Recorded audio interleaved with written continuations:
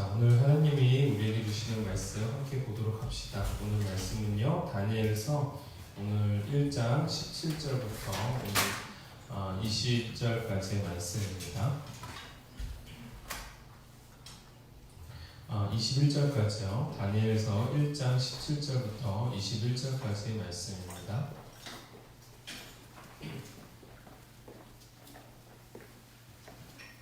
다니엘서 1장 17절부터 21절까지의 말씀 우리가 한 절씩 교독하며 읽도록 하겠습니다.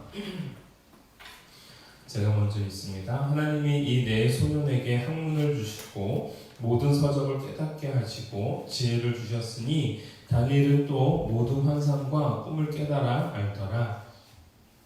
왕이 말한 대로 그들을 불러들일 기한이 찼으므로 환관장이 그들을 느부갓네살 앞으로 데리고 가니 왕이 그들과 말하여 봄에 무리 중에 다니엘과 하나냐와 미사엘과 아사라와 같은 자가 없으므로 그들을 왕 앞에 서게 하고 왕이 그들에게 모든 일을 믿는 중에 그 지혜와 총명이 온 나라 박수와 술객보다 10배가 나은 줄을 아니라 함께 있습니다. 다니엘은 고레스 왕 5년까지 있으니라. 아멘.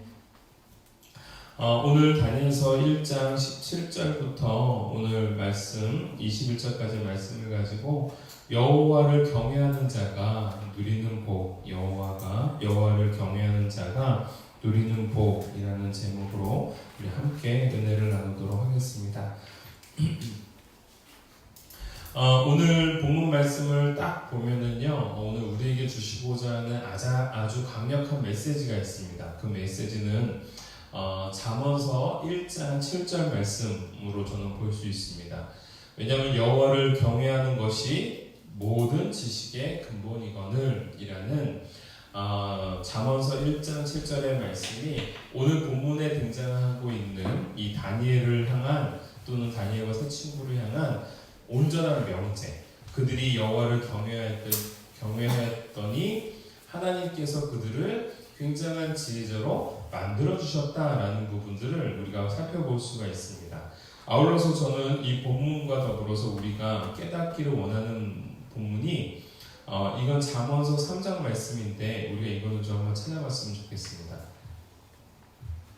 잠언서 3장 구약성경 913페이지입니다. 잠언서 3장 1절부터 오늘 우리가 어디까지 읽으면 좋냐면요, 그 7절까지의 말씀을 함께 좀 읽어보도록 합시다. 잠언서 3장 1절부터 7절까지의 말씀 찾으셨나요? 네, 잠언서 3장 1절부터 7절까지의 말씀, 이거는 딱 오늘 본문을 해석하는데 너무나도 탁월하게 주시는 말씀입니다. 함께 한번 읽어봅시다. 시작.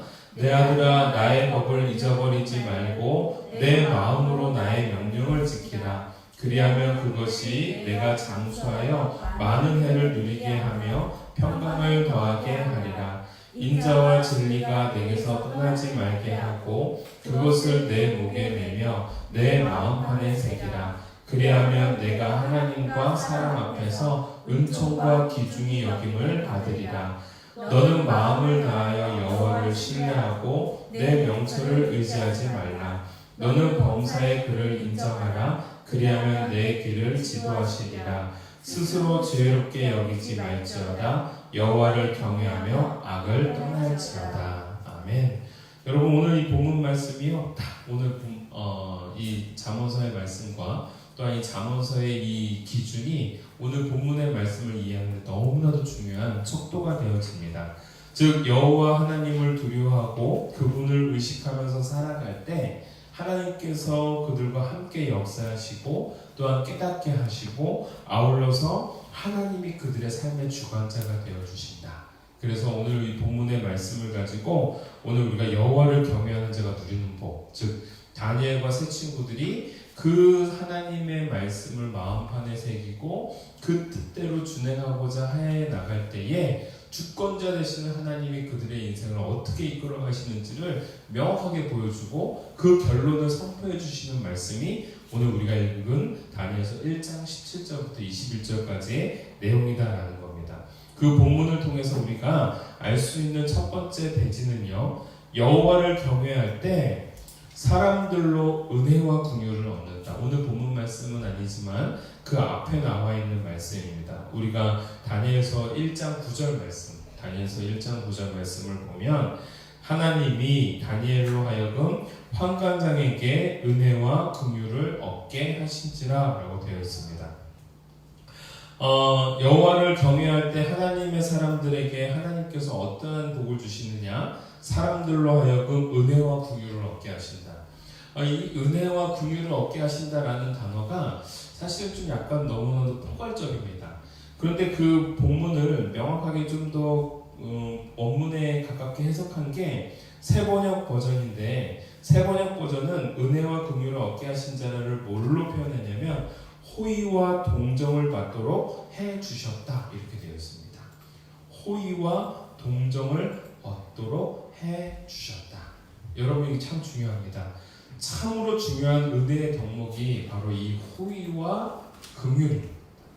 이 호의와 긍휼, 즉 호의와 동정을 얻는 인생은 진정으로 우리들의 삶을 살아갈 때 있어서 어떠한 이유나 결과로 인해서 도출된 내용이 아니다라는 겁니다.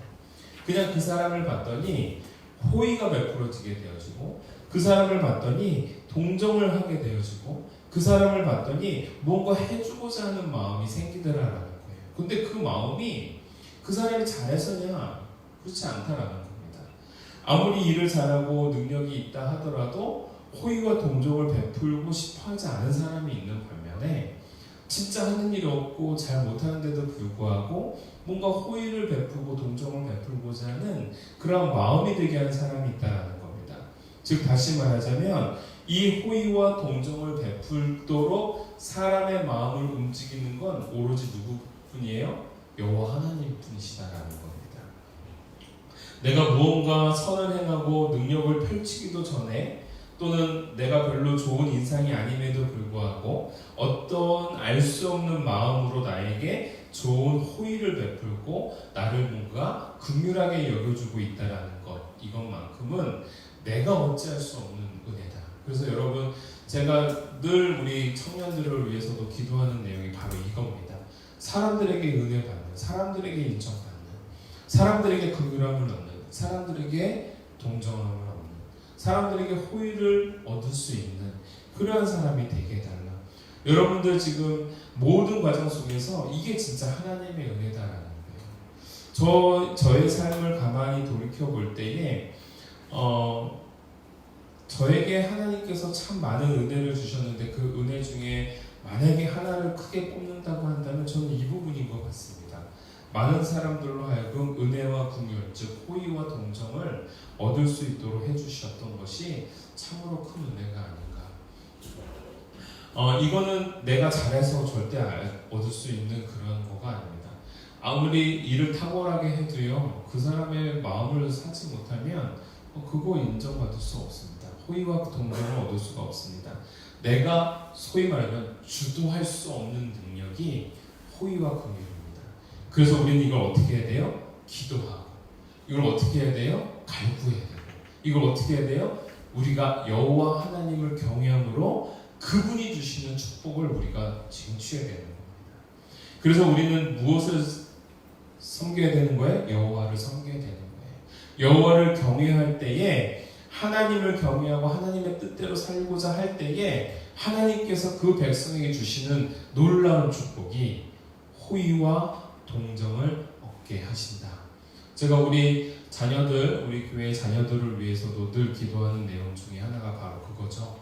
하나님께 인정받고 사랑받는 자녀들이 되게 해주시고, 아울러 사람들에게도 사랑받고 인정받는 사람 되게 해달라고. 거기서 멈추면 또 사랑만 받는 거잖아요. 그런데 많은 사람들이 꿈꾸고 많은 사람들이 친구 되고 싶어하는 사람이 우리 자녀가 되게 해달라고.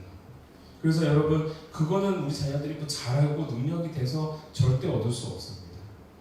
그거는 뭐 말 그대로 하나님이 주시는, 하나님이 베푸시는 은혜여야지만이 가능하다라는 거예요. 사랑하는 우리 성도 여러분들이, 저는 하나님을 온전히 믿고 경외함으로 인해서 통해서 우리의 능력과 우리의 자질을 얻을 수 있는 호의와 긍휼이 아닌 하늘이 선사해 주시고 하나님이 사람들의 마음을 통해서 우리에게 베풀어 주는 진정한 은혜와 긍휼, 진정한 호의와 동정을 얻는 저와 여러분이 되어지는 겁니다. 여기 호의와 동정이라는 단어가 사실은 우리로 하여금 조금 어떤 느낌을 받게 하냐면 내가 뭔가 좀 이렇게 비참한 또는 어떻게 보면 내가 불쌍해 보이는 그런 의미인가? 그런 거는 아닙니다. 실질적으로 호의와 동정이라는 이 단어 속에는요 말 그대로 이러한 은혜와 또는 긍휼, 그러니까 긍휼함을 마음을 갖는다라는 거는 그 사람을 향해서 뭔가 알 수 없는 애착의 마음을 보여주는 겁니다. 마치 사마리아 사람이 선한 사마리아인이 지금 그 피 흘리고 누워져 있는 유대인을 바라보면서 그를 향해서 알 수 없는 분명히 원수거든요. 적이거든요. 유대인들은 기본적으로 사마리아인들을 무시하잖아요. 그럼에도 불구하고 그 적임에도 불구하고 긍휼한 마음이 그 안에 생김으로 말미암아 그 피투성이 된 사람을 끌어안고 그를 여관에 투숙하게 해주었고 그의 병을 고쳐주었던 것처럼 상처를 치료해줬던 것처럼 알 수 없는 마음들이 우리들의 자녀의 삶과 여러분들의 삶 속에 임함으로 말미암아 그러한 긍휼함을 얻는 그러한 복된 인생이 되어지기를 간절히 소원합니다. 이건 우리가 주도할 수가 없습니다. 오직 주만이, 오직 여호와 하나님만이 우리에게 주시는 선물입니다. 그런데 이러한 선물을 그냥 얻을 수 있냐고요? 아닙니다. 여호와를 경외할 때, 그의 말씀대로 우리가 준행하고자 애를 쓸 때 하나님의 역사하심을 우리가 잊지 않기를 주님의 이름으로 축원합니다. 두 번째로 오늘 우리에게 주시는 말씀, 여호와를 경외하는 자에게 하나님께서 어떤 것을 주시냐면요, 통찰력을 주신다는 통찰력. 통찰력이라는 부분이 나와 있지는 않지만요, 우리가 1장 17절을 유추해서 볼 수 있는 부분입니다. 1장 17절에 하나님이 이 네 소년에게 학문을 주시고 모든 서적을 깨닫게 하시고 지혜를 주셨으니 라고 되어 있습니다. 학문을 주시고 모든 서적을 깨닫게 하시고 지혜를 주셨다라는 건데요, 이것이 따로따롭게 구분되어 줄 수 있을지는 모르겠지만 적어도 이걸 하나하나 그냥 좀 살펴보자면 학문을 주셨다라는 부분들은 실질적으로 지식을 얻을 수 있는 힘과 능력을 주셨다라는 겁니다. 그리고 그 지식을 어떻게 해야 되는 거예요? 깨달아 알아야 되는 거죠. 소위 말하자면 통찰력 있게 그것을 꿰뚫어 볼 수 있는 힘이 있어야 된다라는 겁니다. 우리가 책을 볼 때 여러분들이 기본적으로 무엇을 먼저 봅니까? 서문을 보죠. 왜 서문을 먼저 봅니까? 이 책이 갖고 있는 흐름과 이 저자가 요구하고자 하는 의미들을 우리가 한눈에 뭔가 명확하게 볼 수 있는 게 프롤로그 또는 서문 또는 머릿말이기 때문에 그렇습니다. 그리고 머릿말을 처음부터 쓰지 않습니다. 모든 작가가. 모든 글을 다 쓰고 난 다음에 이것을 통편집하면서 압축하여 내가 어떠한 글을 썼노라 라고 말하고자 할 때 머릿말을 맨 마지막에 쓰게 되어집니다. 그렇죠? 그러면 우리가 머릿말을 봄으로 인해서 그 책의 흐름을 알 수가 있다는 거예요. 근데 흐름을 알 수 없이 그냥 책을 읽으면 어떻게 될까요? 중구난방되어져 있는 지식의 파편들을 하나하나 수집해야 되는 겁니다. 그런데 서문을 딱 읽고 그 책이 갖고 있는 어떤 그 흐름들을 명쾌하게 우리가 머릿속에 정리해 나가면서 그 한과 한과를 지나갈 때마다 그 연결고리들을 우리가 쭉 꿰뚫면서 책을 읽을 수 있는 건 아니겠습니까? 바로 오늘 우리로 하여금 통찰력을 주신다는 것은 지식, 세상의 원리와 자연의 법칙을 하나님께서 깨달아 알게 하심과 동시에 그것을 꿰뚫을 수 있는, 하나로 연결할 수 있는 그 지혜로움, 그 깨달음은 내가 내 능력으로 할 수 있는 것이 아니라 하나님이 주시는 그 은혜로 말미암아 그것을 하나의 보석으로, 하나의 진주 목걸이로 내 안에 끌어담을 수 있다는 겁니다. 지식을 습득하는 데에서 끝내는 것이 아니라 깨닫는데, 그것을 연결하는데, 그리고 그러한 지혜를 하나님이 주시는 것으로 오늘 우리는 이 세상에서 어떤 삶을 살 수 있느냐? 지식의 파편을 가지고 살아가는 인생이 아니라 그 지식들을 하나로 꿰뚫을 수 있는 지혜로움의 끈이 오늘 저와 여러분들 하나님을 믿는 사람들에게 통찰력으로 임해 주신다는 겁니다. 저는 개인적으로 하나님이 저에게 주시는 가장 큰 또 다른 은혜 중에 하나가 목회자로서 말씀을 읽고 깨닫게 하시는 데 있어서 참 은혜를 많이 주셨습니다. 이거는 처음부터 생긴 건 아니었습니다. 옛날에 성경을 아무리 읽었어도 그걸 잘 몰랐습니다. 그런데 제가 신학교를 졸업을 하고 그 캐나다에서 하나님의 말씀을 계속 묵상해 나갈 때 그때 새벽에 주셨던 하나의 큰 그 울림이 저에게 굉장히 큰 감동이었습니다.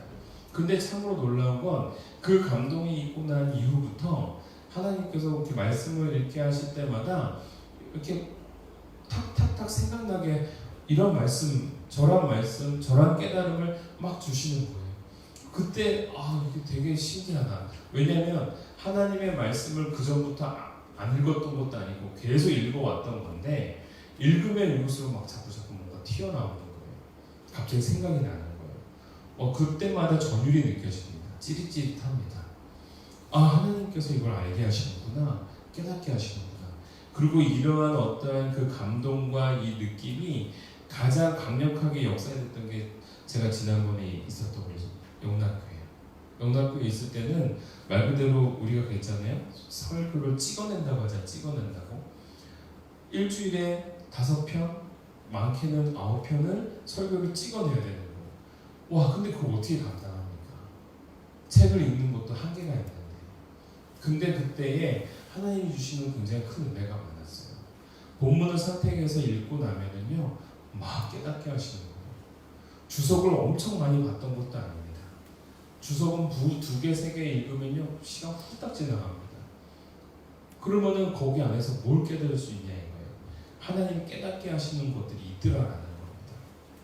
그때요, 저는 참으로 놀랐던 게 뭐냐면, 와, 이거는 내가 하는 게 아니구나. 하나님이 주시는 거구나. 겸손해야 되는 거구나. 나 그리 똑똑하지 못한데 똑똑하지 못한 나를 하나님이 이렇게 사용하시는구나. 저 IQ 124밖에 안 됩니다. 진짜 그냥 평범한 거예요. 130이나 됐으면 말도 안 해요. 124밖에 안 되는데 그 안에서 하나님이 주시는 은혜가 있더라. 저는 그걸 보면서 와, 하나님께서 이렇게 적절하게 깨닫게 하시고 은혜를 주시는 것들이 와, 내 능력에서 되는 것이 아니구나라는 걸 저는 깨달았습니다.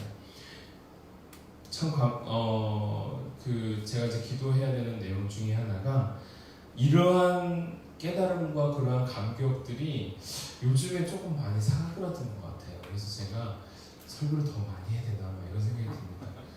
9편씩 해야 되나? 근데 하나님께서 또한 이런 말씀들을 또한 읽어 나갈 때에 그러한 생각과 가치관들을 하나님께서 주시고 그런 가운데서 제가 하나님 앞에 나아갈 수 있는 그런 길들이 열리더라라는 거예요. 저와 여러분들이 여호와를 경외할 때 어떤 것들을 주시냐? 말씀을 꿰 수 있는 통찰력을 주시고요. 아울러요. 이거는 자랑이 아니고요. 아울러 하나님이 무엇을 주시냐면 사람들의 마음을 바꿀 수 있는 생각과 가치를 주십니다. 이게 하나님의 백성이 갖고 있는 힘입니다. 통찰력이라는 것은요, 세상을 바라본 하나로 꿰는 것도 있겠지만요, 통찰력, 이것은 세상이 줄 수 없는 생각을 갖는 것이십니다. 고맙습니다. 목이 너무 칼칼했네요. 조사님 센스가 있어요. 이게 참으로 중요한 부분인데요. 여러분의 생각과 가치관이요, 세상을 압도해야 된다고 저는 생각합니다. 그러니까 세상이 말하는 대로 흘러가는 것이 아니라 여러분들이 그 세상 사람들이 말을 하는데 여러분들이 한마디 툭 던졌습니다. 근데 한마디 툭 던진 말이 사람들로 하여금 깨닫게 해야 되는 거고요. 사람들로 하여금 동기부여가 되는 거고요. 사람들로 하여금 내 생각이 지금 뭔가 미흡하구나라는 걸 느끼게끔 해줘야 된다는 거예요. 저는 개인적으로 그러한 가운데에서 우리 성도들이 적어도 하나님의 말씀과 이 말씀에 대한 세계관을 가지고 있다고 한다면요, 분명히 다른 영향을 저는 발휘할 거라고 믿습니다. 여러분, 예수를 믿는 것이 굉장히 답답해 보이기도 하고 예수를 믿는 것이 간혹 멍청해 보이기도 합니다. 오늘 제가 오전에 우리 시차의 한 목사님이 지금 병원에 입원하고 계셔서 제가 그분을 찾아갔어요. 근데 그분의 아들이 사학과를 다닌다고 합니다. 사학과. 근데 저는 몰랐어요. 사학과에 그런 일들이 있는지. 사학과가 뭘 하냐면 역사적인 것들을 이제 공부하는 거잖아요. 역사를 공부하다 보면 역사적인 현장들을 탐방을 하게 된다고 합니다. 그러면 여러분, 역사적인 현장들을 탐방한다라고 한다면 대부분 어디가 될까요? 절이거나 또는 한옥집이거나 또는 어떤 고사원이거나 그런 거겠죠. 거기서 탐방을 하다 보면은 이제 뭐부터 하게 되냐면 사학과는 기본적으로 특징이 돼지머리를 놓고 제사를 지내고 시작한답니다. 그게 그들의 특징이라는 거예요. 그래서 그 사학과들은 그러한 탐방을 계속 해 나가는데 그거의 리더가 이 친구인 거예요. 근데 목사님의 아들인 거예요. 근데 자기는 그걸 하고 싶어요. 근데 뭐를 해야 돼요? 제사를 드려야 돼요. 그러니까 딜레마에 빠진 거예요. 학교에서는 유능한 인재입니다. 그래서 교수님도 이 친구가 리더로 됐으면 하기를 원하고 뭔가를 해줬으면 하는 원함이 있어요. 근데 그 원함이 있는데 그 원함 속에서 무엇이 지금 문제냐면 지금 이 친구가 어떠한 부분이 어려운 거냐? 그거를 하자니 자기의 위치가 이제 잡을 수가 없고 자기가 이거를 더 열심히 하자니 제사를 드려야 되는, 자기가 집도해야 되는, 집례해야 되는 그런 상황이 벌어진 거예요. 저는 몰랐는데요. 이 사학과를 위해서 이 삼성 쪽에서 엄청나게 지원을 한다고 합니다. 그래서 그 사학과에 다니는 친구들에게 장학금을 뭐 이렇게 주면서 하는데 오늘 처음 들었던 얘기인데요. 삼성 쪽에서는 여러분도 잘 알는지 모르겠지만 삼성계 그 쪽에 있는 사람들은 종교가 원불교예요, 원불교. 그래서 삼성가에 있는 사람들 원불교를 믿기 때문에 원불교가 우리나라에서 갑자기 급성장한 이유 중에 하나가 바로 그겁니다. 그래서 원불교에 엄청난 지원을 해주거든요. 원불교의 주체적으로 뭘 하냐면 학과, 사학과에 있는 친구들을 초청을 해서 그들에게 대접을 해주고 그들을 치하해주면서 장학금으로 1인당 500만 원씩 준답니다. 그러니 거기 가야 안 가요? 갈 수밖에 없는 거예요. 근데 그 아들이 거기에 처음 가는데 너무 괜찮다는 거예요. 정말 럭셔리하게 자기들을 접대해주고 대우해주고 장학금까지 주고. 근데 그 어머님이 이제 목사님이니까 거기는 가지 마라. 결국은 뭘 포기해야 되는 거예요? 장학금을 포기해야 되는 거예요. 장학금 포기하고 나와야 됩니다. 이런 생각 들 거예요. 그까짓 거 좀 타협해서 예수님 잘 믿으면 되지. 그게 얼마나 대수라고. 여러분 그렇게 생각할 수 있습니다. 근데 여러분 중요한 거는 여호와를 경외하는 자에게 주시는 하나님의 놀라운 통찰력이 있다라는 걸 우리가 믿는다면 적어도 우리들의 삶 속에서 내가 갖고 있는 생각과 가치가 흔들려서는 안 된다는 거예요. 그걸 지켜나가야 된다는 거예요. 근데 여러분 이렇게 했더니 놀라운 일이 벌어지는 거예요. 학과에서 이 친구에게 너는 제사를 빼줄 테니 이런 일이 없었다는 거예요. 빼줄 테니 너는 우리를 위해서 일을 해다오. 임원을 해다오. 여러분 저는 이걸 보면서 제가 그 목사님에게 용기를 줬습니다. 정말 멋진 사학자가 되어서서 그냥 사역자가 아니라 크리스찬으로서 하나님의 경륜과 하나님의 세계관과 하나님의 통찰력을 갖고 이 시대의 역사를 볼 수 있는 멋진 아들로 자랐으면 좋겠다. 저 기도해 주고 왔습니다. 그래서 원래는 가서 뭐 쾌유를 위해서 기도했어야 되는데 쾌유를 놓고 기도한 게 아니라 아들을 놓고 기도하다가 나왔어요. 이게 너무 이제 강렬해가지고 이 아들이 하나님의 나라를 위해서 이 민족을 이끌어가는 정말 멋진 역사학자가 되기를 원합니다. 제가 그리고 축복기도 해주고 목사님이 아주 그냥 아멘 하셨죠. 여러분 참으로 중요한 겁니다. 우리의 생각과 가치관이요 세상을 압도해야 되는데 압도하는 것이 내가 근사한 생각을 해서 압도해야 되는 것이 아니다라는 겁니다. 세상과 다른 생산적 가치를 가지기 때문에 우리는 그것을 압도할 수 있는 겁니다. 그리고 여러분 힘이 되는 말과 생각을 가지는 저와 여러분이 되어지길 원해요. 여호와를 믿으면요 그렇게 됩니다. 비판이 아니고요 생산적인 이야기와 힘이 될 수 있는 말들을 할 때에 하나님이 역사하신다는 거예요. 여러분 잘못된 거 너무나도 많습니다. 세상에 잘못된 거 많습니다. 비판할 거 너무나도 많습니다. 그런데요 비판에 초점을 맞추는 인생은요 어느 자리에서도 생산을 창출하기가 어렵습니다. 하나님의 사람은요 다른 것을 해야 되는 겁니다. 우리가 지금 오늘 본문 말씀 속에서 이제 세 번째 대지가 될 부분인데 이러한 통찰력을 뛰어넘게 해주는 가장 강력한 힘이 무엇이냐? 바로 여호와를 경외하는 자에게 하나님께서 무엇을 주시냐? 영적 능력을 주신다라는 겁니다. 영적 능력. 여러분 통찰력 있는 사람도 참으로 많습니다. 이 세상에 똑똑한 사람들 많습니다. 간혹 책을 읽어보면요, 이야 너무너무 멋진 사람들 많아요. 그런데 여러분 영적 능력은요, 영적 비밀과 영적 능력은요, 아무리 지식적인 것으로 얻으려고 해도 얻을 수가 없는 영역입니다. 이건 누가 주셔야 되는 거예요? 하나님이 주시는 거예요. 가장 큰 능력입니다. 오늘 17절 말씀 하반절 말씀입니다. 다니엘은 또 모든 환상과 꿈을 깨달아 알더라 라고 되어 있습니다. 하반절에요. 다니엘은 무엇을 깨달아 안다고요? 모든 환상과 꿈을 깨달아 안다. 이거는요 이 세상 사람들이 생각으로 알 수 있는 영역이 아니다라는 거예요.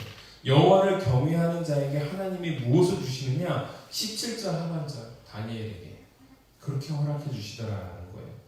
여러분 이것으로 말미암아 다니엘은요 민족에게 소망을 가져다 주고요. 이것으로 말미암아 민족을 위기를 뛰어넘게 해줍니다. 나중에 오늘 본문 말씀 속에서 우리가 21절을 우리가 오늘은 읽었는데요. 다니엘은 고레스 왕 원년까지 있으니라 라고 되어 있죠.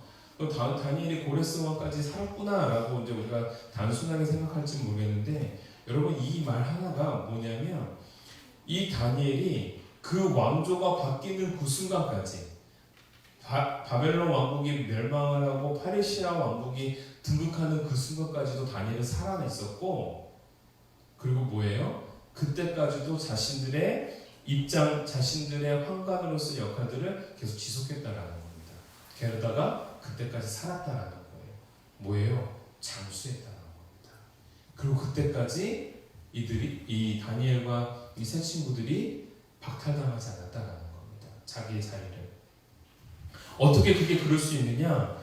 영적 능력을 주신 하나님 때문에 그렇다라는 겁니다. 그래서 오늘 1장 17절 말씀이요 결국 복선을 제시해 주는데 2장, 3장, 4장, 5장, 6장까지에 있는 모든 내용들의 키를 잡고 있습니다. 하나님이 그와 함께 하시니까 하나님이 세상이 알 수 없는 하늘의 비밀을 풀게 해주시는 거예요. 여러분 우리가 영적 해안을 갖는 사람이 되어지길 원합니다. 세상은요 이 영적 해안을 갖기 위해서 당시의 바벨론 사람은 무엇을 공부했을까요? 그렇죠. 점성술을 공부를 했습니다. 점성술을 공부를 함으로 이 세상의 원리와 이 세상의 비밀들을 깨닫기를 원했던 거예요. 실질적으로 성경에서는 하나님께서 이 세상의 비밀을 하늘의 별자리에 담았다라고 표현하고 있습니다. 실제로 하나님의 비밀이 숨겨져 있다라는 거죠. 그거를 이들은 발견을 하는 거예요. 여러분 놀라운 게 뭐예요? 예수님이 태어나셨을 때 누가 찾아와요? 동방박사. 동방박사가 뭐 하던 사람이에요? 이 정성순수가들이에요. 천문학을 연구하던 사람. 하늘의 비밀을 가만히 연구하다 보니까 왕이 태어나는 별자리가 보인 거예요. 그러니까 그 왕을 찾기 위해 뭐 한 거예요? 그 1500km를 여행을 해서 그 별을 따라온 거예요. 그리고 예수님을 만나러 간 겁니다. 여러분, 세상 아무도 예수님이 날 거라는 거를 몰랐어요. 하물며 유대인들도 예수님이 베들레헴에서 날 거라는 걸 알았는데 의식하지 못했어요. 근데 그 진리를 별자리를 찾고 쫓아오던 이 정성술가들은 그걸 발견했다는 겁니다. 하나님께서 보여주신 의미가 있는 거죠. 근데 여러분, 이걸 통해서 구군을 내다보고 이걸 통해서 자신의 인생의 생로병사를 결정하고 해석하려고 했지만 결코 그들은 그걸 해석해내지 못합니다. 누구만이? 하나님을 경외하는 다니엘만이. 하나님 앞에 결단한 다니엘만이 하나님이 그와 함께 하심으로 말미암아 영적 비밀과 능력을 발휘해 주더라라는 겁니다. 다니엘서는 그걸 우리에게 말해주고 있습니다. 오늘 이 자리에 있는 저와 여러분들이요, 여호와를 경외할 때 우리에게 어떤 복이 있느냐? 여러분, 사람들로 하여금 호의와 동정을 얻게 하고, 여호와를 경외할 때 우리는 하나님 안에서 어떠한 능력을 가지고 있느냐? 바로 통찰력을 갖게 되어주고, 여호와 하나님을 섬기고 경외할 때 우리는 어떠한 능력을 갖느냐? 영적 능력을 가질 수 있다. 오늘 저와 여러분들이요, 그러한 하나님의 백성이 되어지기를 주님의 이름으로 축원합니다. 제가 오늘 여러분들을 위해서 그리고 우리 자녀들을 위해서 제가 기도하고 마치도록 하겠습니다. 하나님 아버지 감사합니다. 여호와를 경외하는 자가 누리는 복, 이것이 얼마나 크고 위대한지를 오늘 말씀을 통해 깨닫습니다. 잠언서의 말씀을 통해서 우리가 보았듯이 너는 마음을 다해 여호와를 신뢰하고 내 명철을 의지하지 말라 말씀하셨고, 그리고 그 가운데서 여호와를 경외하며 나아갈 때에 하나님께서 얼마나 큰 은총과 귀중히 여김을 받게 하시는지를 오늘 말씀을 통해 깨닫게 되었습니다. 오늘 여호와를 경외할 때에 사람들로 하여금 호의와 동정을 받을 수 있는 우리 이루민들이 될 수 있도록 도와주시옵소서. 여호와를 경외함으로 말미암아 이 세상이 감당할 수 없는 통찰력을 갖게 하여 주시옵고, 여호와를 경외함으로 말미암아 이제는 이 세상의 능력이 아닌 이 하늘의 능력, 영적인 능력을 소유해 나갈 수 있는 우리 사랑하는 자녀들이 되게 하여 주시옵소서. 그리하여 하나님, 여호와를 경외함으로 말미암아 하나님께 사랑받고 또한 사람들에게 인정받는 그러한 자녀들이 되게 하여 주시옵고, 여호와를 경외함으로 말미암아 하나님께서 놀랍게 주시는 지혜로움이 이 세상의 지식들을 습득하는 데 명철하게 습득해 나갈 수 있도록 주정하여 주시옵고 깨닫게 하여 주시옵고, 아울러 이 세상에 어느 누구도 감당할 수 없는 영적 능력으로 사랑하는 많은 사람들에게 하늘의 비밀을 풀어낼 수 있는 또 한 명의 다니엘이 우리 사랑하는 이루민들이요, 우리 사랑하는 자녀들이 될 수 있도록 은혜의 은혜를 더하여 주시옵소서. 오늘 주시는 말씀 속에서 우리가 하나님의 뜻대로 살아갈 때 또한 다니엘에게 주셨던 놀라운 장수의 복이 있듯이 오늘 우리들의 삶 속에서도 결코 내침을 당하지 아니하는 내 삶의 장수가 있게 하여 주시옵고, 내 생명의 장수가 있게 하여 주시옵고, 내 직업의 장수가 있는